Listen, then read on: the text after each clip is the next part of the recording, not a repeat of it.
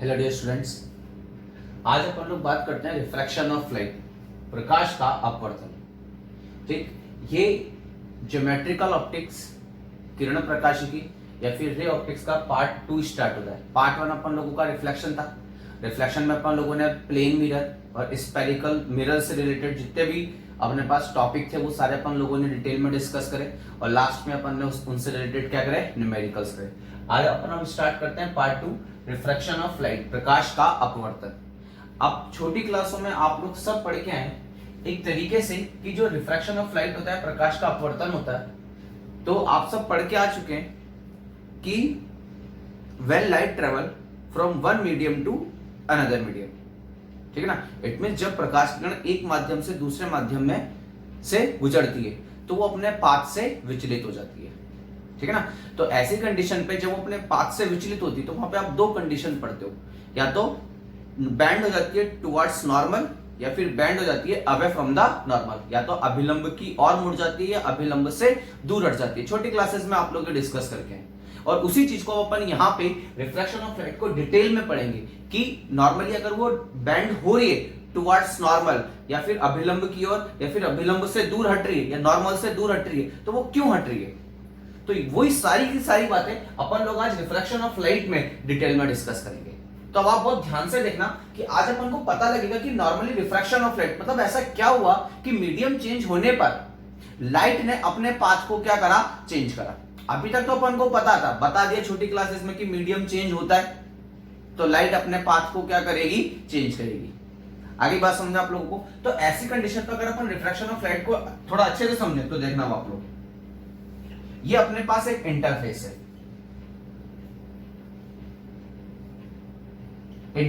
Interface एक तरीके से वो सरफेस होता है जो दो ट्रांसपेरेंट मीडियम को क्या करता है, सेपरेट करता है।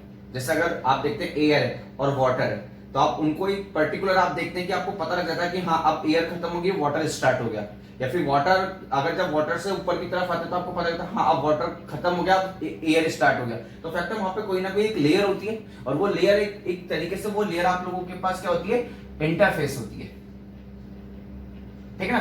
तो ऐसी कंडीशन पे वो इंटरफेस एक तरीके से दो मीडियम को क्या करती है, सेपरेट करती है। जैसे मान लिया कि यहां पर अपन लोगों के पास एक तरीके से है मीडियम 1 और यहां पर आप लोगों के पास एक तरीके से मीडियम 2, दोनों ट्रांसपेरेंट मीडियम है क्योंकि लाइट को एक मीडियम से दूसरे मीडियम में जाना है, ठीक है ना। और वो तभी पॉसिबल है जब दोनों मीडियम क्या होंगे, ट्रांसपेरेंट होंगे, पारदर्शी होंगे, ठीक है ना। और इंटरफेस होती है अंतरापृष्ठ। अंतरापृष्ठ एक तरीके से वो पृष्ठ होती है जो दो माध्यम को क्या करती है, अलग करती है, ठीक। अब एक लाइट आई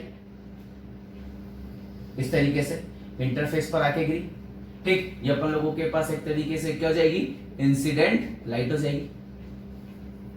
और आप सबको पता होता है कि जो इंसिडेंट लाइट कहां से आती है, सन से आती है। और फैक्ट है कि अगर ये लाइट है, एनर्जी है, तो फैक्ट है कि इसकी कुछ ना कुछ वेलोसिटी होगी।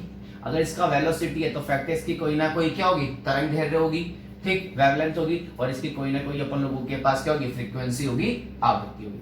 अब जैसे ये लाइट इस सरफेस पर आके गिरी, अब ट्रांसपेरेंट मीडियम, लाइट ने देखा कि अब मीडियम क्या होने वाला है, चेंज। तो ऐसी कंडीशन पे अब ये जैसे ही सरफेस पर आके गिरती है सबसे पहले ये किसको ढूंढती है, सबसे पहले ये नॉर्मल को ढूंढती है, अभिलंब को ढूंढती है।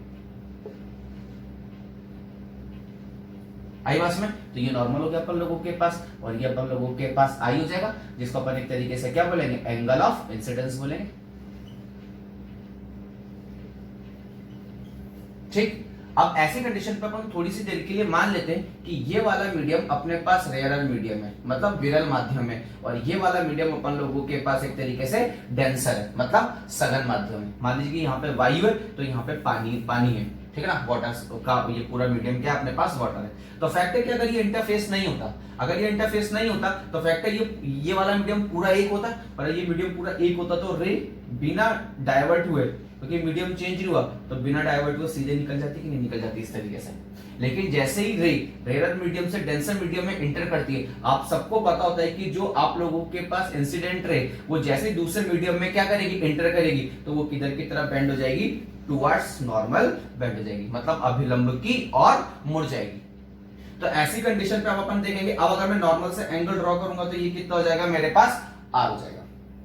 आगे बात समझ में आप लोगों को। तो ऐसी कंडीशन पे आप बहुत ध्यान से देखना। तो फैक्ट है यहाँ पे वेलोसिटी कितना है, v, वेवलेंथ कितना है लैम्बडा और तरंग फ्रीक्वेंसी कितना है आप लोगों के पास एफ। तो फैक्ट है मीडियम चेंज हो गया, मीडियम चेंज होते ही याद करो अब अपने पास वेलोसिटी क्या हो गई होगी v डैश। तो फैक्ट है कि तरंग धैर्य कितना हो गया होगा लैम्बडा डैश और फ्रीक्वेंसी कितना होगा f। और जो फ्रीक्वेंसी होता है वो मीडियम चेंज होने पर चेंज नहीं होता है, ये अपन लोग पहले डिस्कस करके आ चुके हैं। तो अपन लोगों ने क्या देखा कि लाइट जैसे ही एक मीडियम से दूसरे मीडियम में एंटर करी तो उसका वेवलेंथ तरंग धैर्य और वेलोसिटी वेग क्या हो गया आप लोगों के पास चेंज हो गया। और आप सबको पता है, आप सबको पता है, सब हम सब जानते हैं,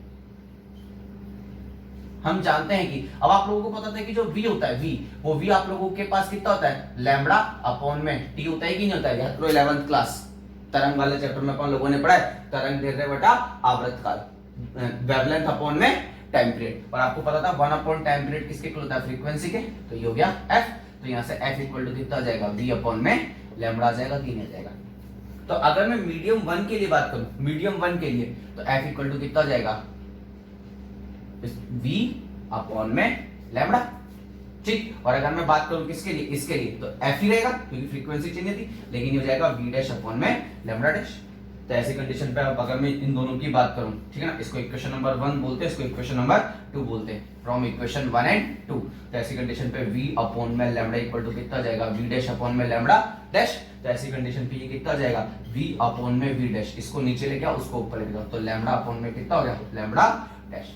तो यहां पर अपन को एक बात समझ में आई कि जैसे ही अगर लाइट एक मीडियम से दूसरे मीडियम में क्या करती है एंटर करती है, तो जैसे ही लाइट एक मीडियम से दूसरे मीडियम में क्या करती है एंटर करती है, तो वेलोसिटी मतलब वेग चेंज होने की वजह से लाइट अपने पाथ को क्या कर देती है चेंज कर देती है। आ रही बात में। अब आप देखो ये डेंसर मीडियम है, ये क्या है आप लोगों के पास डेंसर मीडियम। तो फैक्ट है कि अगर ये डेंसर मीडियम है तो अब आप अगर रेयरर मीडियम से अगर आप विरल माध्यम से सघन माध्यम में आओगे तो फैक्ट है आपकी वेलोसिटी क्या होगी कम होगी कि नहीं होगी। तो ऐसी कंडीशन पर अगर मैं सिंपल से यहां पर बात करूं तो यहां पर अगर मैं देखूं तो v बड़ा होगा किससे v डैश से, क्योंकि जो विरल माध्यम है जो रेयर मीडियम है वहां पर वेलोसिटी ज्यादा होगी और डेंसर मीडियम में वेलोसिटी क्या हो जाएगी कम, क्योंकि मीडियम अब क्या हो गया डेंसर हो गया सघन हो गया। तो उसमें मूव करने के लिए उसको क्या करना पड़ेगा मूव, जैसे वो उस डेंसर मीडियम में एंटर करेगा सघन माध्यम में क्या करेगा प्रवेश करेगा, तो उसका जो वेग है उसका वेलोसिटी है वो क्या हो जाएगा वहां पर एक तरीके से कम हो जाएगा कि नहीं हो जाएगा। तो अपन लोगों ने क्या देखा कि अगर एक मीडियम से दूसरे मीडियम में जाने पर अगर वेलोसिटी हमें इस मीडियम से इस मीडियम में तो वेलोसिटी डिक्रीज हुई कि नहीं। अब वेलोसिटी डिक्रीज होते ही आप देखो जो रे जो आप लोगों के पास रे है वो किधर की तरफ बेंड हो गई टुवर्ड्स नॉर्मल बेंड हो गई। इसका मतलब ये हुआ कि अगर एक मीडियम से दूसरे मीडियम में जाने पर अगर वेलोसिटी डिक्रीज होती है तो जो आप लोगों के पास रिफ्रैक्टेड रे है, ठीक है ना, आप लोगों के पास जो रिफ्रैक्टेड रे, ठीक है ना, अपवर्तित किरण है वो किधर की तरफ बेंड हो जाएगी टुवर्ड्स नॉर्मल, अभिलंब की और मुड़ जाएगी। आ गई बस में। तो ये वाली जो रे होगी अपन लोगों के पास, इस रे को अपन लोग क्या बोलेंगे, इस रे को अपन बोलेंगे रिफ्रैक्टेड रे, अपवर्तित किरण। और ये जो एंगल बनेगा इसको अपन क्या बोलेंगे angle of refraction, angle of refraction. आई नहीं बात समझ में आप लोगों को। तो अगर सपोज एक मीडियम से दूसरे मीडियम में अगर मैं जा रहा हूं और अगर वेलोसिटी डिक्रीज हो रही है, मतलब इसके रेस्पेक्ट में इस वाले मीडियम के रेस्पेक्ट में यहां पर आने पर अगर वेलोसिटी डिक्रीज हो रही है तो जो रे वो किधर की तरफ बेंड हो जाएगी नॉर्मल की तरफ क्या हो जाएगी आप लोगों के पास बेंड हो जाएगी। आई नहीं बात समझ में। अब इसके अपोजिट देखना अब आप लोग, अगर मैं यहीं पर ही बात करता हूं, यहीं पर ही बात करता हूं मैं, ठीक, तो अब आप देखना अगर सपोज मेरे पास ये एक इंटरफेस है, ये इंटरफेस है, लेकिन अब ऊपर डेंसर मीडियम है और नीचे आप लोगों के पास क्या है रेयर मीडियम है, ठीक। अब एक रे चल के आई इस तरीके से, यहां पर अपन लोगों ने मान लिया कि वेलोसिटी कितना है v1, जैसे इंटरफेस पर आके गिरेगी अंतरापृष्ठ पर आके गिरेगी ये किसको ढूंढेगी नॉर्मल को ढूंढेगी कि नहीं ढूंढेगी, ये नॉर्मल। तो ये क्या हो जाएगा आप लोगों के पास एंगल ऑफ इंसिडेंस आपतन कोण, ठीक। अब आप देखना अब जैसे वो डेंसर से रेयर में जाएगी, ठीक है ना, तो जैसे डेंसर से रेयर में जाएगी तो अपन क्या देखेंगे कि रेयर में एकदम से वेलोसिटी क्या हो जाएगी आप लोगों के पास इंक्रीज हो जाएगी। अब जैसे इंक्रीज होगी अगर ये अंतरापृष्ठ नहीं होता, ये इंटरफेस नहीं होता तो रे बिना डाइवर्ट हुए सीधे निकल जाती कि नहीं निकल जाती, लेकिन अब वेलोसिटी फास्ट हो जाएगा, मतलब जैसे इस मीडियम में आएगा जो लाइट की वेलोसिटी वो इंक्रीज हो जाएगी और जैसे लाइट की वेलोसिटी इंक्रीज होगी तो अब जो ये रे है ये क्या हो जाएगी away from the normal bend हो जाएगी।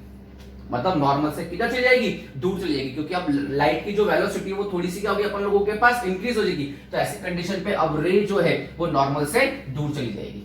आई बात समझ में आप लोगों को? तो ऐसी कंडीशन पे ये अब मैं मान लेता हूं कि यहां पर इसकी वेलोसिटी कितनी है v2, यहां पे λ1 फ्रीक्वेंसी f ही रहेगी, यहां पे λ2 फ्रीक्वेंसी f। ये मेरे पास एक तरीके से क्या हो जाएगा, ये हो जाएगी इंसिडेंट रे, और ये मेरे पास एक तरीके से क्या हो जाएगी, ये मेरे पास हो जाएगी रिफ्रैक्टेड रे, ठीक है ना, अपवर्तित किरण। और ये हो जाएगा एंगल ऑफ रिफ्रैक्शन, अपवर्तन कोण, ठीक, और ये हो जाएगा एंगल ऑफ इंसिडेंस, आपतन कोण। तो ऐसी कंडीशन पर मैं यहाँ पे क्या देख रहा हूं कि अब यहाँ पे v2 इज ग्रेटर देन है, किससे, v1 से। मतलब अब दूसरे मीडियम में इंटर करते ही वेलोसिटी इंक्रीज हो गई, और अगर वेलोसिटी इंक्रीज होती है तो ऐसी कंडीशन पे जो लाइट है अपन लोगों के पास, ठीक है ना, जो अपन लोगों के पास रिफ्रैक्टेड रे है, ठीक है ना, जो रिफ्रैक्टेड रे है ये क्या हो जाएगी, बैंड हो जाएगी अवे फ्रॉम नॉर्मल। तो ये बैंड हो जाएगी अपन लोगों के पास अवे फ्रॉम नॉर्मल, मतलब नॉर्मल से अभिलंब से दूर हट जाएगी। तो यहां पर अपन लोग क्या नोटिस कर रहे हैं कि जो रिफ्रैक्शन का फेनोमेना है, अभी तक जो अपन पढ़ के आ रहे थे, अपन क्या पढ़ के आ रहे थे रिफ्रैक्शन के बारे में, कि लाइट एक मीडियम से अगर दूसरे मीडियम में एंटर करेगी, या तो अभिलंब से दूर हटेगी, या अभिलंब की और मुड़ जाएगी। लेकिन अपन को नहीं पता था कि वो अभिलंब नॉर्मल से दूर क्यों हटती है, नॉर्मल की तरफ क्यों टर्न करती है, क्यों बैंड होती है। तो उसका रीजन केवल और केवल क्या होता है, वेलोसिटी होता है। कि जब लाइट एक मीडियम से दूसरे मीडियम में एंटर करती है तो वहां पर लाइट का वेलोसिटी चेंज होने की वजह से लाइट थोड़ा सा अपना पाथ क्या कर देती है, चेंज कर देती है। तो अपन लोगों ने यहां पे क्या नोटिस करा कि अगर सपोज लाइट रेयर मीडियम से डेंसर मीडियम में जा रही है तो वेलोसिटी कम होने की वजह से, ठीक है ना, वेलोसिटी कम होने की वजह से जो रिफ्रैक्टेड रे वो नॉर्मल की तरफ क्या हो जाती है, अपन लोगों के पास बैंड हो जाती है। लेकिन अगर इसके उलट अगर मैं बात करता हूं, अगर रे डेंसर मीडियम से रेयर मीडियम में एंटर करती है तो जैसे वो इस डेंसर मीडियम से रेयर मीडियम में आएगी तो वेलोसिटी एकदम से इंक्रीज होगी, और वेलोसिटी इंक्रीज होते ही वो एकदम से नॉर्मल से दूर हट जाएगी। तो अपन यहां पे क्या देखते हैं कि जो भी अपन लोगों के पास रिफ्रैक्शन का फेनोमेना है, ये केवल और केवल मीडियम चेंज होने पर लाइट के वेलोसिटी में जो चेंज आता है, उस चेंज की वजह से ही लाइट अपने पाथ को क्या करती है, यहां पर चेंज करती है। आई बात समझ में आप लोगों को? तो अब अपन को पता होना चाहिए कि रिफ्रैक्शन जो हो रहा है वो केवल और केवल किसकी वजह से हो रहा है, वो केवल और केवल इस वजह से हो रहा है कि जो लाइट है जैसे वो मीडियम चेंज करती है तो उसका वेलोसिटी क्या होता है, चेंज होता है, और उस वेलोसिटी चेंज होने की वजह से ही अपन लोग क्या नोटिस करते हैं, रिफ्रैक्शन का फेनोमेना अपन लोग क्या करते हैं, नोटिस करते हैं, जिसमें लाइट अपने पाथ को क्या कर देती है, चेंज कर देती है। आई नहीं आप लोगों को बात समझ में? तो अपन को अब ये थ्रू आउट इसी पर अब अपन लोगों को यहां पर क्या करनी है, बात करनी है।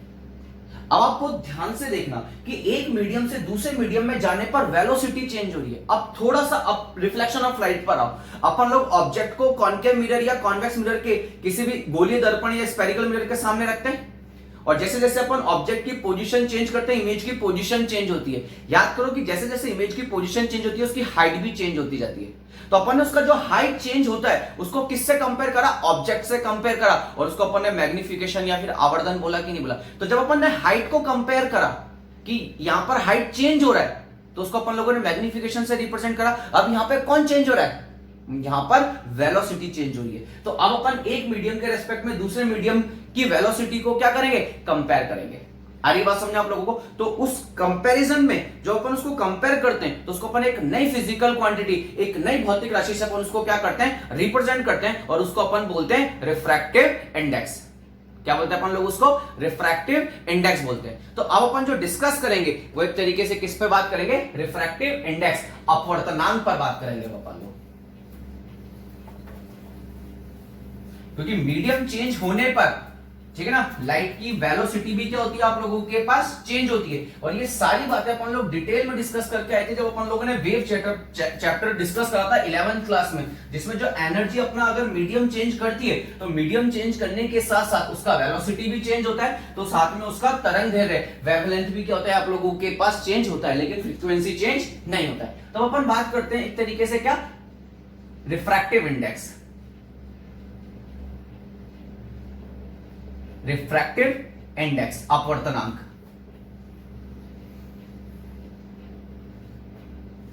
इसको अपन किससे रिप्रेजेंट करेंगे, स्मॉल n से। तो पहले अपन इसका डायरेक्ट फॉर्मूला लिखते हैं, ठीक है ना। तो जो अपवर्तनांक का फॉर्मूला होता है, रिफ्रैक्टिव इंडेक्स का फॉर्मूला होता है, वो होता है आप लोगों के पास velocity of light, velocity of light in vacuum. अब वैक्यूम भी होता है, बहुत सी जगह इसको आप लोग फ्री स्पेस भी देखेंगे, निर्वात, ठीक है ना। इसको अपन मुक्त आकाश भी बोलेंगे, या फिर अपन इसको आगे जाके एयर बिल्कुल एज इट इज वैक्यूम की तरह अपन मान लेते हैं यहां पर, ठीक है ना। तो ऐसी कंडीशन पे velocity of light in vacuum, free space या फिर एयर अपॉन में velocity of light in medium, velocity of light in medium. तो ऐसी कंडीशन पे आप सबको पता था वैक्यूम में स्पीड ऑफ लाइट कितनी होती है, c, और आप सबको पता था इसकी वैल्यू होती है 3 × 10⁸ मीटर पर सेकंड। एकदम आइडियल वैल्यू होती है, इससे ज्यादा पॉसिबल ही नहीं है। और अपन मान लेते हैं कि मीडियम में जो वेलोसिटी है वो आप लोगों के पास कितनी है, vm। आगे पास में तो ये आप लोगों के पास एक तरीके से क्या होता है, रिफ्रैक्टिव इंडेक्स का फॉर्मूला था। अब ऊपर भी वेलोसिटी नीचे भी वेलोसिटी, तो देखो ऊपर भी वेलोसिटी नीचे भी वेलोसिटी, तो एक तरीके से अपन कंपैरिजन ही तो कर रहे हैं, दो वेलोसिटी का, दो वेग का क्या कर रहे हैं, कंपैरिजन कर रहे हैं। और जब भी रेशियो आ जाए, अनुपात, जब अपन वर्ड यूज करेंगे तो फैक्ट अपन दो फिजिकल क्वांटिटी को क्या कर रहे हैं, कंपेयर कर रहे हैं। तो ऊपर भी वेलोसिटी नीचे भी वेलोसिटी, तो ऐसी कंडीशन पे जो n है वो अपन लोगों के पास क्या है, मात्रकहीन है, यूनिटलेस। आगे बस में तो अगर ये यूनिटलेस है तो फैक्ट है ये आप लोगों के पास क्या होगा, डायमेंशनलेस होगा कि नहीं होगा, मतलब विमाहीन होगा कि नहीं होगा आप लोगों के पास। इट मींस ये हो जाएगा m0 l0 t0 हो जाएगा। आगे बस में अब नॉर्मली होता क्या है कि अपन किसी भी मीडियम, कोई भी मीडियम हो, उस मीडियम की जो उस मीडियम में जब लाइट इंटर करेगी और उसकी जो वेलोसिटी होगी उसको अपन हमेशा कंपेयर करेंगे किससे, वैक्यूम से। क्योंकि नॉर्मली जो आइडियल है वो तो यही है ना, 3 × 10⁸ मीटर पर सेकंड, इससे ज्यादा पॉसिबल ही नहीं है। तो ऐसी कंडीशन पे आप बहुत ध्यान से देखना, मान लेते हैं कि अपन लोगों के पास इंटरफेस है, ये इंटरफेस हो गया, ठीक। और ऊपर की तरफ अपन लोगों ने मान लिया कि ऊपर अपन लोगों के पास क्या है, जो मीडियम है वो वैक्यूम है। और वैक्यूम आपको पता है निर्वात में एक भी कण नहीं होता है। तो फैक्ट है जो लाइट आ रही होगी वो लाइट कितना स्पीड से आ रही होगी, c स्पीड से आ रही होगी कि नहीं आ रही होगी। तो उसका जो वेलोसिटी होगा वो कितना होगा, 3 × 10⁸ मीटर पर सेकंड। और यहां पर कोई भी एक मीडियम है, यहां पे कोई भी एक मीडियम है। अब फैक्ट है कि ये जो भी मीडियम होगा, चाहे कितना भी हल्का मीडियम हो, लेकिन वैक्यूम निर्वात के रेस्पेक्ट में तो ये हमेशा डेंसर होगा कि नहीं होगा, सघन होगा कि नहीं होगा। अरे बात समझ में आप लोगों को। तो ये तो आप लोगों के पास हमेशा एक तरीके से रेयर मीडियम हो गया, तो ये आप लोगों के पास डेंसर सघन माध्यम होगा कि नहीं हो गया। तो फैक्ट है जो भी लाइट यहां पर अब इंसिडेंट होगी वो किधर की तरफ बेंड होगी, जाना तो उसको सीधा था, अगर ये इंटरफेस नहीं होता तो ये किधर की तरफ बेंड हो जाएगी, टुवर्ड्स नॉर्मल। पर ये एंगल आप लोगों के पास कितना होगा, r होगा कि नहीं होगा। और अपन लोगों ने मान ली कि यहाँ पर वेलोसिटी कितनी है, v है। तो ऐसी कंडीशन पे अब मैं इस मीडियम का, क्योंकि वैक्यूम में तो कोई कण है ही नहीं ना, तो मैं अब इस मीडियम का रिफ्रैक्टिव इंडेक्स कैलकुलेट करूंगा। तो जब भी अपन अगर मैं इस मीडियम की बात करता हूं तो इस मीडियम का रिफ्रैक्टिव इंडेक्स मैं कैसे कैलकुलेट करूंगा कि जो भी मेरे पास वेलोसिटी है, ठीक है ना, वैक्यूम में, ठीक है ना, लाइट का, उसको मैं डिवाइड कर दूंगा किससे, velocity of light in medium.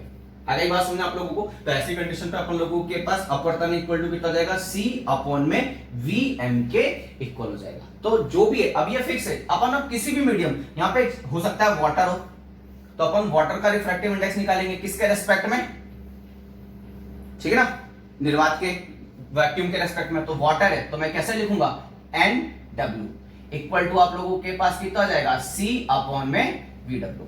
आगे बस में मतलब एक तरीके से पानी का अपवर्तनांक, refractive index of water equal to speed of light in vacuum, निर्वात में प्रकाश का वेग अपॉन बटा पानी में प्रकाश का वेग, velocity of light in water. अगर सपोज यहां पे ग्लास होता तो मैं किसका रिफ्रैक्टिव इंडेक्स कैलकुलेट करता, ग्लास का, किसके रेस्पेक्ट में, वैक्यूम के रेस्पेक्ट में। तो ये कितना जाएगा, c अपॉन में vg हो जाएगा। आधी बात समझे आप लोगों को। तो ऐसी कंडीशन पे अपन लोग यहाँ पे अब जो भी मीडियम का अपन को रिफ्रैक्टिव इंडेक्स कैलकुलेट करना है ना, वो हमेशा किसके रेस्पेक्ट में कैलकुलेट करेंगे, अपन वैक्यूम के रेस्पेक्ट में क्या करेंगे, कैलकुलेट करेंगे। आगे बात समझ में आप लोगों को। चलो अपन आगे बढ़ते हैं थोड़ा सा। पहले तो ये बात समझ में है कि ये तो अपन को क्या याद रखना है कि रिफ्रैक्टिव इंडेक्स अपवर्तनांक n इक्वल टू कितना होता है c अपॉन में v। c क्या होता है निर्वात में प्रकाश का वेग और v क्या होता है माध्यम में प्रकाश का वेग। ठीक है ना। अब अपन आगे बढ़ते हैं थोड़ा सा। अब आप यहां पे बिग चीज देखना इस चीज को अपन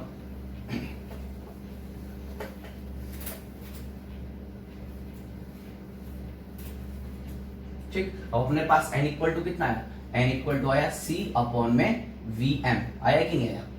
ठीक। तो ऐसी कंडीशन पे अपने पास c अपॉन में vm आया। अब देखो c तो आप लोगों के पास क्या है, c तो आप लोगों के पास कांस्टेंट है ना, इसकी वैल्यू तो फिक्स है, इसको तो चेंज कर नहीं सकते। इसका मतलब जो रिफ्रैक्टिव इंडेक्स है वो डायरेक्टली प्रोपोर्शनल होगा किसके, v अपॉन में m के। मतलब अगर सपोज वेलोसिटी जितनी ज्यादा किसी मीडियम में वेलोसिटी जितनी ज्यादा होगी उसका रिफ्रैक्टिव इंडेक्स उतना ही कम होगा, और वेलोसिटी जितनी कम होगी उसका रिफ्रैक्टिव इंडेक्स उतना ही। अब वेलोसिटी कब कम होगी, जब मीडियम डेंसर होगा। आ रही बात समझ आप लोगों को। और ऐसी कंडीशन पर अगर मैं बात करूं वेलोसिटी कब ज्यादा होगी, जब मीडियम क्या होगा आप लोगों के पास रेयर होगा। आई यही बात समझने आप लोगों को। ठीक। अब आपको ध्यान से देखना। ठीक। आप सबको पता होता है कि जो वेलोसिटी होती है, ठीक है ना, वेलोसिटी इक्वल टू होता है वेवलेंथ, वेग इक्वल टू होता है तरंग दैर्ध्य इनटू आवृत्ति फ्रीक्वेंसी, होता है कि नहीं होता है। मतलब v इक्वल टू होता है लैम्बडा इनटू फ्रीक्वेंसी, होता है। तो अगर मैं इसके लिए बात करता हूं, इसके लिए तो ये हो जाएगा वैक्यूम फॉर वैक्यूम, तो ये हो जाएगा आप लोगों के पास c equal to lambda vacuum into frequency. तो एफ रहेगा क्योंकि फ्रीक्वेंसी तो कभी चेंज होती नहीं है। फॉर मीडियम तो velocity of medium equal to, ठीक है ना, माध्यम के लिए बात करेंगे तो vm इक्वल टू कितना हो जाएगा लैम्बडा m इनटू f होगा कि नहीं होगा आप लोगों के पास। ठीक है ना। ये दोनों वैल्यूज यहाँ पे पुट करो, यहाँ पे पुट करो। तो ऐसी कंडीशन पे अपन लोगों के पास n इक्वल टू कितना जाएगा lambda v into f upon में lambda m into f. F तो फ्रीक्वेंसी, आवृत्ति तो कभी चेंज होती नहीं, f से f कैंसिल हो गया। देन n इक्वल टू आप लोगों के पास कितना हो जाएगा, n इक्वल टू आप लोगों के पास हो जाएगा लैम्बडा v अपॉन में लैम्बडा m। तो फैक्ट है कि निर्वात में वैक्यूम में जो लैम्बडा v होगा ये भी क्या होगा अपन लोगों के पास कांस्टेंट होगा कि नहीं होगा। तो ऐसी कंडीशन पे n इज डायरेक्टली प्रोपोर्शनल हो जाएगा 1 अपॉन में लैम्बडा m।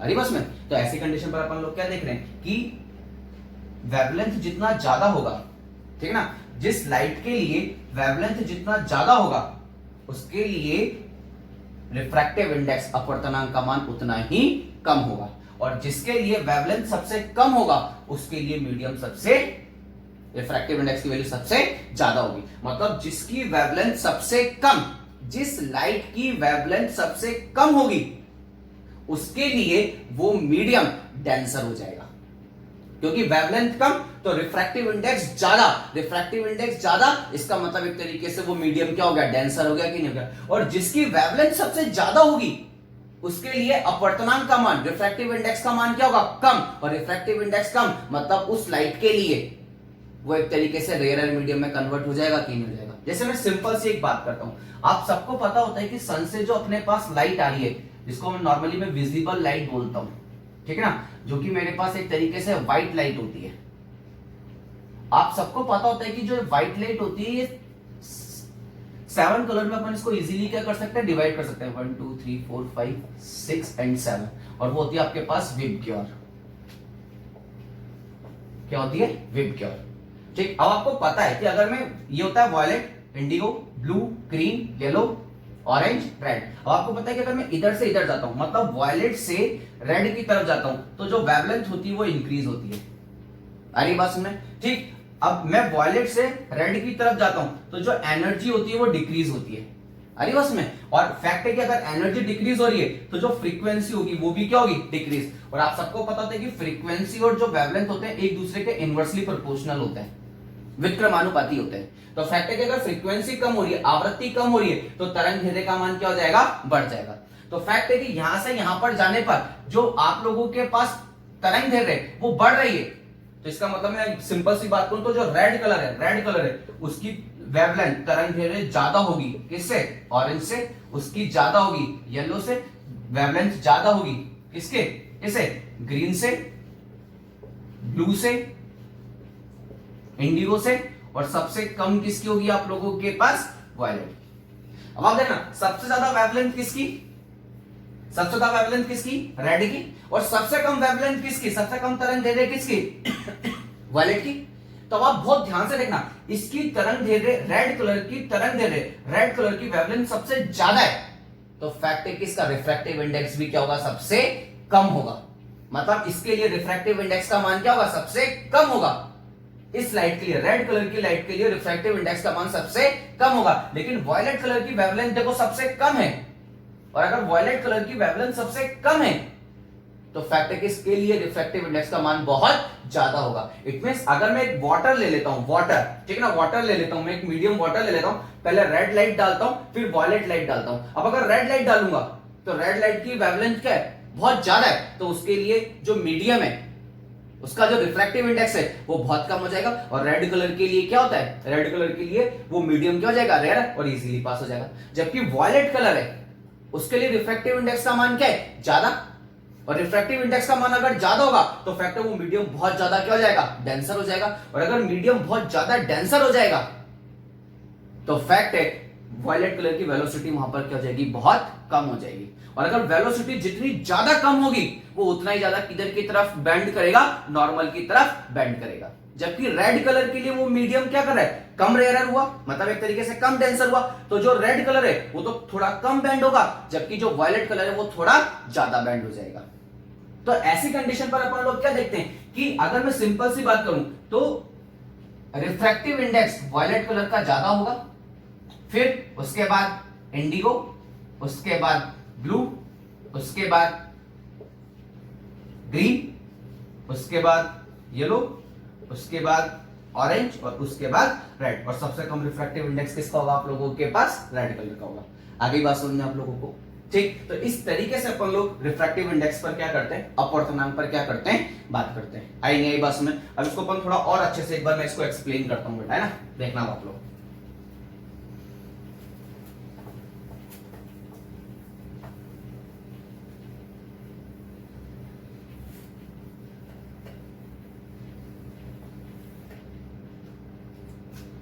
ठीक है, तो रिफ्रैक्टिव इंडेक्स इक्वल टू हो गया सी अपॉन में वी एम, एक तो ये हो गया, और एक अगर तरंग दैर्घ्य की वेवलेंथ की फॉर्म में लिखूंगा तो लैम्बडा वी अपॉन में लैम्बडा एम हो गया। तो ये मेरे पास इस तरीके से रिफ्रैक्टिव इंडेक्स का एक फार्मूला आ गया मेरे पास, ठीक है, जिसमें नॉर्मली अपन लोग क्या करेंगे, जिसमें अपन लोग देखेंगे, ठीक, कि अगर सपोज मेरे पास कोई भी एक इंटरफेस है, अब बहुत ध्यान से देखना बेटा, एक इंटरफेस है, अंतरापृष्ठ है, कोई भी एक लाइट, यहाँ पे मैं मान लेता हूँ कि यहाँ पे मीडियम 1 है, यहाँ पे मीडियम 2 है, यहाँ पे वेलोसिटी 1 है, यहाँ पे वेलोसिटी v2 है, यहाँ पर वेवलेंथ तरंग दैर्घ्य लैम्बडा 1 है, यहाँ पे तरंग दैर्घ्य कितनी है, लैम्बडा 2 है आप लोगों के पास। अरे बात सुने, तो ऐसी कंडीशन पर अगर सपोज कोई भी लाइट इस तरीके से अगर आ रही है तो फैक्ट है कि इसका वेलोसिटी कितना है, v1, तरंग दैर्घ्य कितना है, लैम्बडा 1, फ्रीक्वेंसी कितना होगा, f, तो यहाँ पे भी फ्रीक्वेंसी कितना होगा, f होगा कि नहीं होगा। अब आप बहुत ध्यान से देखना, मैं मान लेता हूं कि ये रेयर मीडियम है और ये डेंसर मीडियम है, ठीक। तो फैक्ट है कि अब जो लाइट है अगर ये इंटरफेस नहीं होता तो ये रे बिना डाइवर्ट हुए सीधे निकल जाती, लेकिन इंटरफेस की वजह से अब वो रेयर से किस में जा रही है, डेंसर में, तो वो किधर की तरफ बेंड होगी, नॉर्मल की तरफ, इधर की तरफ बेंड होगी कि नहीं होगी। तो ये तो हो गया I और ये हो गया आप लोगों के पास R। तो अब आप देखना, ये रेयर है, ये डेंसर है, तो फैक्ट है कि मैं बिना किसी टेंशन के बोल सकता हूं कि V1 बड़ा होगा किससे, V2 से, V1 बड़ा होगा किससे, V2 से। तो अब आप देखना कि अब जब कोई भी लाइट अगर रेयर से डेंसर में जाती है तो फैक्ट है कि अगर ये वाला मीडियम जितना ज्यादा डेंसर होगा ना, फैक्ट है वेलोसिटी उतनी ही ज्यादा कम होगी, और वेलोसिटी जितनी ज्यादा कम होगी ना तो ये जो रिफ्रैक्टेड रे है, ये जो अपने पास अपवर्तित किरण है, ये उतनी ही ज्यादा किधर की तरफ मुड़ेगी, हमेशा नॉर्मल की तरफ मुड़ेगी। तो जितना ज्यादा डेंसर मीडियम होगा उतना ही ये किधर की तरफ बेंड करेगी, उतना ही ये नॉर्मल की तरफ बेंड करेगी। और इसके अपोजिट अगर मैं बात करता हूं, अगर ऊपर डेंसर है और नीचे क्या है, रेयर है, तो फैक्ट है कि नीचे वाला मीडियम जितना रेयर होगा वेलोसिटी उतना तेज होगी, और वेलोसिटी जितना ज्यादा तेज होगी फैक्ट है जो रिफ्रैक्टेड रे वो उतना ही नॉर्मल से दूर हटेगी, उतना ही नॉर्मल से दूर हटेगी, मतलब उतना ही ज्यादा वो दूर हट जाएगी। अरे बस में, तो ये केस फर्स्ट, ये केस सेकंड, तो ये 1 के लिए, ये 2 के लिए। तो मीडियम जितना ज्यादा डेंसर उतना ही ज्यादा नॉर्मल की तरफ बेंड होना, मीडियम जितना ज्यादा रेयर उतना ही ज्यादा नॉर्मल से क्या होगा, आप लोगों के पास जो रे है वो दूर हट जाएगी। आई बात समझ में? तो इस तरीके से अपन लोग नॉर्मली रिफ्रैक्टिव इंडेक्स को क्या करते हैं, डिफाइन करते हैं। आई बात समझ में? देखो एक बार,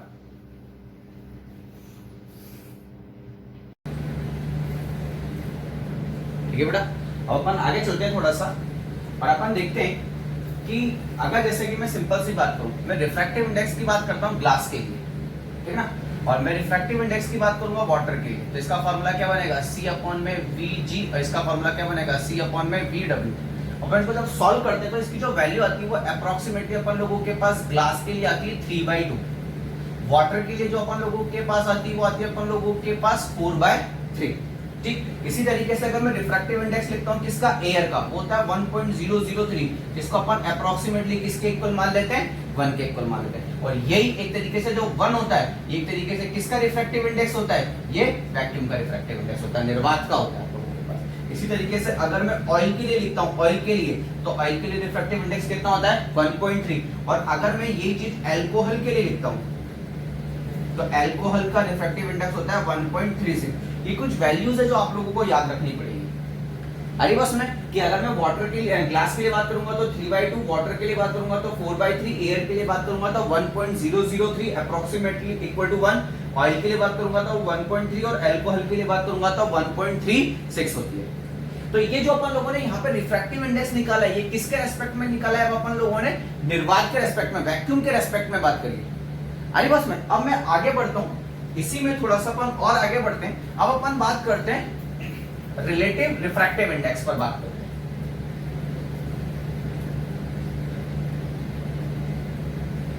रिलेटिव रिफ्रैक्टिव इंडेक्स, सापेक्ष अपवर्तनांक पर अपन बात करते हैं। इस पे बात करते हैं अपन लोग, सापेक्ष अपवर्तनांक पे बात करते हैं। देखो नाम से पता लगा रिलेटिव, अभी तक अपन लोगों ने रिफ्रैक्टिव निकाला, किसके रेस्पेक्ट में निकाला, वैक्यूम के रेस्पेक्ट में निकाला। अब मैं बात करूंगा रिलेटिव, मतलब अब मैं दो मीडियम को आपस में क्या करूंगा, कंपेयर करूंगा। जैसे कि एग्जांपल लेते हैं अपन सीधा सा, ज्यादा दिमाग नहीं लगाते अपन लोग। एक क्लास है अपन लोगों के पास, एक क्लास में सपोज अपने पास 50 स्टूडेंट है, अपन लोगों ने एक टेस्ट लिया, सपोज अपन लोगों ने 100 मार्क का टेस्ट लिया, तो जो भी अपन एक एक बच्चे की जो परसेंटेज निकालेंगे वो किसके रेस्पेक्ट में निकालेंगे, 100 मार्क्स के रेस्पेक्ट में निकालेंगे कि नहीं निकालेंगे। अब मान लेते हैं कि मेरे पास दो बच्चे की 90 आई और एक की 80 आई, अब इसकी 90% किसके रेस्पेक्ट में, 100 के रेस्पेक्ट में, और इसकी 80% किसके रेस्पेक्ट में, 100 के रेस्पेक्ट में। लेकिन अगर मैं दोनों को कंपेयर करूं, अब मेरे को इन दोनों को कंपेयर करना है, तो अब मैं यही तो बोल सकता हूं कि इसकी परसेंटेज इससे 10% ज्यादा है, तो मैं ये भी तो बोल सकता हूं कि इसकी परसेंटेज इससे 10% कम है। तो मैंने दोनों को कंपेयर करा आपस में, तो मैं 100 को साइड में कर दिया कि नहीं कर दिया। तो रिलेटिव रिफ्रैक्टिव इंडेक्स की जब भी अपन बात करेंगे तो दो मीडियम को अपन आपस में क्या करेंगे, कंपेयर करेंगे। तो बहुत ध्यान से देखना बेटा वापस को, ठीक। ये अपन लोगों के पास एज इट इज क्या हो गया, इंटरफेस हो गया, अंतरापृष्ठ हो गया, जो दो ट्रांसपेरेंट मीडियम, पारदर्शी माध्यमों को क्या करता है, अलग करता है, ठीक। ये अपन लोगों के पास हो गया मीडियम 2, ये अपन लोगों के पास हो गया मीडियम 1।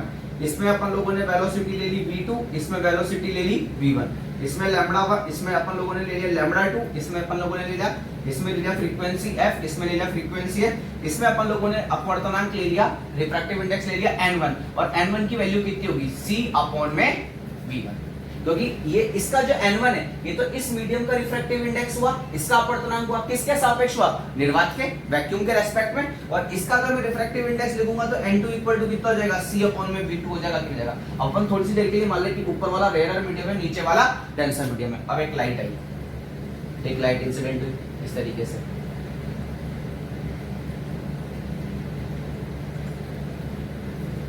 ठीक। तो आप लोगों के पास यहाँ पर अगर मैं बात करूं तो ये एंगल ऑफ इंसिडेंस, ठीक है ना, आपतन कोण, ये अपन लोगों के पास क्या हो जाएगी, इंसिडेंट रे हो जाएगी, ठीक। अगर ये इंटरफेस नहीं होता तो ये रे बिना डायवर्ट हुए सीधे निकल जाती कि नहीं निकल जाती, लेकिन अब ये रे किधर आ रही है, टेंसर मीडियम में, तो किधर की तरफ बेंड होगी, टुवर्ड्स नॉर्मल बेंड होगी, और इधर निकल जाएगी कि नहीं, और ये हो जाएगा angle of refraction, angle of incidence हो जाएगा एंगल ऑफ रिफ्रैक्शन, ठीक। अब आप देखना, और ये हो जाएगी आप लोगों के पास रिफ्रैक्टेड रे, अपवर्तित किरण। आगे बात समझे आप लोगों को, तो अब आप बहुत ध्यान से देखना। अभी अपन लोग क्या पढ़ के आए थे, अपन लोगों ने जो रिफ्रैक्टिव इंडेक्स कैलकुलेट करा था, यहाँ पे तो वैक्यूम था, और नीचे अपन लोगों ने क्या ले लिया था, मीडियम ले लिया था। आगे पास में यहाँ से एक रे चल के आ रही थी, इसकी वेलोसिटी कितनी थी c, और यहाँ पे जाके वेलोसिटी कितनी हो गई थी v। मैं मान लेता हूँ कि इसका रिफ्रैक्टिव इंडेक्स कितना है nm और इसका रिफ्रैक्टिव इंडेक्स कितना है nv। अब आप बहुत ध्यान से देखना, आप लोगों ने किसकी वैल्यू कैलकुलेट करी, nm की, किसके रेस्पेक्ट में कैलकुलेट करी, nv के रेस्पेक्ट में। और आपको पता है कि जो वैक्यूम होता है, जो निर्वात होता है, उसका जो अपवर्तनांक होता है, रिफ्रैक्टिव इंडेक्स होता है, अभी अपन लिखे हैं कितना होता है, 1 होता है कि नहीं होता है। तो फैक्ट है कि अब मैंने nm को कैसे लिखा, nm इक्वल टू मैंने लिखा c अपॉन में v। तो अब अपन हमेशा याद रखना कि आप जिस मीडियम से, अब यहाँ पे मीडियम कौन था, वैक्यूम, नीचे कौन था, कोई भी एक मीडियम। अब आप इस वाले मीडियम से इसमें इंटर करें, आप लोग इस वाले मीडियम से इसमें इंटर करें, तो आपने देखना, आप बहुत ध्यान से देखना, आप इस मीडियम से इसमें इंटर करें, तो जिसमें आप लोगों ने इंटर करा है ना, जिसमें आप लोगों ने प्रवेश करा है, आप लोगों ने उस वाले मीडियम का, उस वाले माध्यम का रिफ्रैक्टिव इंडेक्स, अपवर्तनांक निकाला है, किसके सापेक्ष, ऊपर वाले के सापेक्ष। आ रही है बात समझ में, ठीक है ना। अपन इस मीडियम से इस मीडियम में गए, तो अपन लोगों ने किसका रिफ्रैक्टिव इंडेक्स निकाला, इस मीडियम का निकाला, किसके रेस्पेक्ट में निकाला, इसके रेस्पेक्ट में निकाला। आ रही बात समझ आप लोगों को, तो वही बात अब अपन यहाँ पे करेंगे, देखना आप लोग।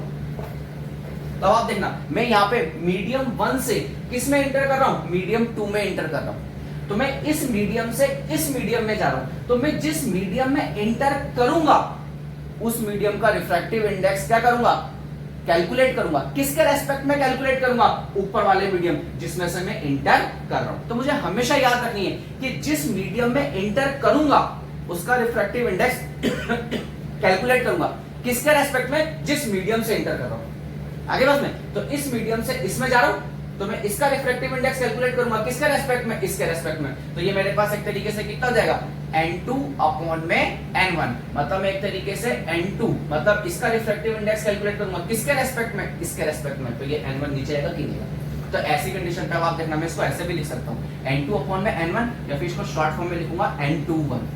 क्या लिखूंगा, n21, पहले 2 लिखूंगा फिर 1, तो मैं इसको क्या बोलूंगा, एक तरीके से इसको मैं बोलूंगा refractive index of medium 2 with respect to medium 1। आगे बात सुन, मतलब माध्यम A के सापेक्ष माध्यम 2 का अपवर्तनांक, माध्यम 1 के सापेक्ष माध्यम 2 का अपवर्तनांक। आई बात समझ में आप लोगों को, ठीक। तो अब n2 की वैल्यू कितनी है, n2 की वैल्यू है c अपॉन में v2 अपॉन में, ये कितना आ जाएगा, c अपॉन में v1 हो जाएगा कि नहीं हो जाएगा। देखो अब c से c कैंसिल हो गया, ये मेन है अपने पास, तो v2 तो नीचे आ जाएगा और v1 ऊपर चला जाएगा। तो आप लोगों के पास n2 अपॉन में n1 इक्वल टू कितना हो जाएगा, v1 अपॉन में v2। और अभी थोड़ी देर पहले अपन करके आए थे कि v1 अपॉन v2 को अपन लोग किसके इक्वल लिख सकते हैं, लैम्बडा 1 अपॉन में लैम्बडा 2। और n2 अपॉन में n1 को क्या लिख सकते हैं, n2 1 लिख सकते हैं। आई बात समझ आप लोगों को। तो यहां पर अपन लोगों ने एक तरीके से मीडियम 2 का रिफ्रैक्टिव इंडेक्स कैलकुलेट करा, किसके रेस्पेक्ट में, मीडियम फर्स्ट के रेस्पेक्ट में। क्या यहाँ पे कहीं पे वैक्यूम आया, क्या नहीं आया। अब आप बहुत ध्यान से देखना, अब मैं क्या करता हूं, ये रे ऐसे आगे जा रही है, अब अपन लोगों ने क्या करा, इसके जस्ट आगे एक मिरर लगा दिया, समतल दर्पण, ठीक। और ये रे बिल्कुल 90 डिग्री के एंगल पर जाके इंसिडेंट होती है। अरे बस में, अब आप बहुत ध्यान से देखना, अगर आपके पास ये प्लेन मिरर है तो फैक्ट है कि इसका नॉर्मल यहां पर होगा कि नहीं होगा। अब आप सबको याद है कि अगर रे ऐसे आती है और ऐसे चली जाती है, मतलब ये होता है आई और ये होता है आर। अब जैसे जैसे को मैं आगे बढ़ाता जाऊंगा आई की वैल्यू कम होती जाएगी, और एक टाइम ऐसा आएगा कि रे बिल्कुल परपेंडिकुलर हो जाएगी, और जब रे बिल्कुल लंबवत गिरेगी तो आप देखो आई की वैल्यू 0 हो गई, आई की वैल्यू 0 हो गई। और आप सबको पता होता है परावर्तन के नियम से, लॉज ऑफ रिफ्लेक्शन के अकॉर्डिंग, अगर आपतन कोण का मान, एंगल ऑफ इंसिडेंस की जो वैल्यू होती है वो हमेशा एंगल ऑफ रिफ्लेक्शन के इक्वल होती है। इसका मतलब अगर आई 0 है तो आर को भी क्या होना पड़ेगा, 0। और अगर 0 है तो रे जिस पाथ में आएगी उसी पाथ में लौट कर ऊपर चली जाएगी कि चली जाएगी। तो ऐसी कंडीशन पे आप बहुत ध्यान से देखना कि जैसे ही रे इस पे परपेंडिकुलर इंसिडेंट होगी, लंबवत गिरेगी, परपेंडिकुलर इंसिडेंट होगी इस पे, तो फैक्ट है अब अपने पाथ को रिट्रेस करेगी कि नहीं करेगी, और ऊपर जाएगी। और जैसे ही ऊपर जाएगी, अब आप देखो डेंसर मीडियम से किस में जाएगी, रेयर मीडियम में, और जैसे ही डेंसर से रेयर में जाएगी तो किधर की तरफ बेंड हो जाएगी, away from the normal bend हो जाएगी। अरे बात समझा आप लोगों को, तो नॉर्मल से दूर हो जाएगी। अब आप देखना रे इधर से इधर निकल जाएगी, अब देखना वो 2 से किस में जा रही है, 1 में जा रही है। तो अब मैं किसका रिफ्रैक्टिव इंडेक्स कैलकुलेट करूंगा? अब मैं रिफ्रैक्टिव इंडेक्स कैलकुलेट करूंगा, अपवर्तनांक कैलकुलेट करूंगा माध्यम एक का। किसके रेस्पेक्ट में कैलकुलेट करूंगा? 2 के रेस्पेक्ट में। तो ये हो जाएगा n2। तो मैं इसको क्या लिख सकता हूं? n12 लिख सकता हूं। और इसको क्या लिखूंगा? इसको लिखूंगा refractive index of medium, refractive index of medium 1 with respect to medium 2। ठीक है ना? तो माध्यम 2 के सापेक्ष माध्यम 1 का अपवर्तनांक, और ये कितना जाएगा? c अपॉन में v1 और ये जाएगा c अपॉन में v2। c से c कैंसिल, v1 नीचे आ जाएगा, v2 ऊपर चला जाएगा। देन n12 इक्वल टू हो जाएगा n1 अपॉन में n2 इक्वल टू आप लोगों के पास हो जाएगा v2 अपॉन में v1, और इसको मैं क्या लिख सकता हूँ? λ2 अपॉन में λ1। यही मेरे पास क्या होता है? एक तरीके से रिफ्रैक्टिव इंडेक्स होता है, अपवर्तनांक होता है। आ गई बात समझ में आप लोगों को? तो यहां पर अपन लोगों ने अभी तक क्या बात करी कि मुझे यहाँ पे पढ़ना है रिफ्रैक्शन। रिफ्रैक्शन में मुझे पता है कि जो लाइट होती है या तो नॉर्मल की तरफ बेंड होती है या नॉर्मल से दूर हटती है। नॉर्मल की तरफ जब बेंड होती है तो रेयर मीडियम से डेंसर मीडियम में जाती है, ठीक है ना? और जब दूर हटती है तो डेंसर मीडियम से रेयर मीडियम में जाती है। फिर अपन लोगों ने बात की कि जो लाइट अपना पाथ चेंज करती है, ये वेलोसिटी में चेंज की वजह से अपने पाथ को चेंज करती है। मतलब वेलोसिटी में परिवर्तन होता है, इसलिए वो अपने पाथ को क्या करती है? चेंज करती है, बदलती है। और वो वेलोसिटी में अब एक मीडियम से दूसरे मीडियम में जाने पे वेलोसिटी में कितना चेंज हो रहा है, इसको अपन लोगों ने रिफ्रैक्टिव इंडेक्स से समझा, अपवर्तनांक से समझा। और अपन लोगों ने देखा कि जो अपवर्तनांक होता है वो c अपॉन में v के इक्वल होता है। मतलब निर्वात में प्रकाश का वेग बटा माध्यम में प्रकाश का वेग। तो आप जिस माध्यम में प्रवेश करते हो, तो जिसमें प्रवेश करते हो हमेशा उसका अपवर्तनांक, उसका रिफ्रैक्टिव इंडेक्स क्या करते हो? कैलकुलेट करते हो। किसके सापेक्ष? जिस माध्यम से आप उस माध्यम में प्रवेश करे हो। आ गई बात समझे आप लोगों को? फिर ये तो अपन लोगों ने रिफ्रैक्टिव इंडेक्स में तो अपन क्या बात करेंगे? अपवर्तनांक में तो हमेशा अपन निर्वात के सापेक्ष बात करेंगे, वैक्यूम के रेस्पेक्ट में बात करेंगे। लेकिन मेरे को अगर 2 मीडियम दे दें कि इन मीडियम को आपस में कंपेयर करो, तो मैं उसको किससे कंपेयर करूंगा? रिलेटिव रिफ्रैक्टिव इंडेक्स से मैं उसको क्या करूंगा? कंपेयर करूंगा। आई बात समझा आप लोगों को? और ऐसी कंडीशन पे अब आप सबको पता है कि ये अपन लोगों का एक तरीके से रिफ्रैक्शन जो होता है वो कंप्लीट हो गया। रिफ्रैक्शन के भी आपको पता है कि रिफ्रैक्शन में भी आप लोगों के पास 2 लॉज होते हैं, ठीक है ना? जो फर्स्ट लॉ होता है, फर्स्ट लॉ में तो आप सबको पता है, देखना आप लोग, ठीक? तो अपन को ये बात तो समझ में आएगी कि किसी भी लाइट का अपने पाथ को चेंज करना ही क्या होता है? Refraction of light. मतलब किसी भी लाइट का अपने पाथ से हटना एक तरीके से क्या होता है? प्रकाश का अपवर्तन होता है। अब अपन अगर बात करते हैं तो लॉज ऑफ रिफ्रैक्शन पे बात करें, सॉरी रिफ्रैक्शन पे बात करें, लॉज ऑफ रिफ्रैक्शन। तो आपको पता है कि फर्स्ट तो वही होता है आप लोगों के पास, क्या? कि first incident ray, refracted ray and normal lie on a same plane। मतलब आपतित किरण, अपवर्तित किरण और अभिलंब तीनों एक ही तल में क्या होते हैं? स्थित होते हैं। और दूसरा नियम होता है आप लोगों के पास स्नेल्स लॉ। स्नेल्स लॉ इसमें क्या होता है आप लोगों के पास कि जो साइन आई अपॉन में साइन आर होता है, साइन आई अपॉन में साइन आर का जो रेशो होता है, साइन आई अपॉन में साइन आर का जो रेशो होता है, जो अनुपात होता है, वो आप लोगों के पास हमेशा क्या होता है? कांस्टेंट होता है। और ये जो कांस्टेंट होता है ये एक तरीके से किसके इक्वल होता है आप लोगों के पास? ये इक्वल होता है रिलेटिव रिफ्रैक्टिव इंडेक्स के। अगली बात में आप लोगों को सापेक्ष अपवर्तनांक के इक्वल होता है। क्योंकि अपन ने क्या करता 90 और 80, एक बार अगर इन दोनों मीडियम को फिक्स कर दिया तो इसको याद करो, इसकी 90 थी, इसकी 80 थी, दोनों के बीच में हमेशा 10% का ही गैप रहेगा, चाहे कुछ भी हो जाए। तो कांस्टेंट हो गई कि नहीं हो गई वैल्यू? तो अगर आप एक मीडियम से दूसरे मीडियम में जाते हैं तो आप साइन आई और साइन आर का जो रेशियो होगा वो हमेशा कांस्टेंट होगा, वो हमेशा किसके इक्वल होगा? रिफ्रैक्टिव इंडेक्स के इक्वल होगा। तब अपन मान लेते हैं कि जो ऊपर वाला मीडियम है ये मीडियम 1 है, ये मीडियम 2 है, ठीक है ना? रे इस तरीके से यहां से आती है, ठीक? ये एंगल ऑफ इंसिडेंस, और ये आप लोगों के पास हो गया आर, और इसका रिफ्रैक्टिव इंडेक्स है n1, इसका रिफ्रैक्टिव इंडेक्स है n2, ठीक है ना? इसका अपवर्तनांक है n1, इसका अपवर्तनांक है n2। तो अब आप किसका अपवर्तनांक ज्ञात करोगे? n2 ज्ञात करोगे। किसके रेस्पेक्ट में, n1 के रेस्पेक्ट में। तो ऐसी कंडीशन था आप लोगों के पास, ये कितना हो जाएगा साइन आई अपॉन में साइन आर इक्वल टू कितना हो जाएगा आप लोगों के पास n2 1, 2 के रेस्पेक्ट में 2 का फाइंड आउट करना है, किसके रेस्पेक्ट में 1 के रेस्पेक्ट में, मतलब माध्यम 2 का अपर्तनांक ज्ञात करेंगे किसके सापेक्ष, माध्यम 1 के सापेक्ष, और ये कितना हो जाएगा n2 अपॉन में n1, और n2 अपॉन में n1 किसके इक्वल होता है v1 अपॉन में v2 के, और v1 अपॉन में v2 किसके इक्वल होता है लैम्डा 1 अपॉन में लैम्डा 2 के। और यही अपन लोगों के पास स्नेल का लॉ है जो बहुत इंपॉर्टेंट है, और पूरे चैप्टर में अब जब तक अपन लोग रिफ्रैक्शन क्या पूरा ऑप्टिक्स कंप्लीट करेंगे ये अपन लोगों का हर जगह काम आएगा। तो ये फॉर्मूला आपको अच्छे से याद होना चाहिए कि साइन आई अपॉन में साइन आर का जो रेशियो होता है वो हमेशा कांस्टेंट होता है, और उसकी वैल्यू होती है n2 1 equal to n2 upon में n1 equal to v1 upon में v2 equal to lambda 1 upon में लैम्डा 2। आ गई बस में। तो ये बेटा बहुत अच्छे से पढ़ना, ठीक है ना। कल एक बार और अपन इसका रिवीजन करेंगे, लेकिन एक बार इसको अच्छे से पढ़ना, कोई भी डाउट हो तो आप लोग मेरे से डिस्कस करना। थैंक यू बेटा।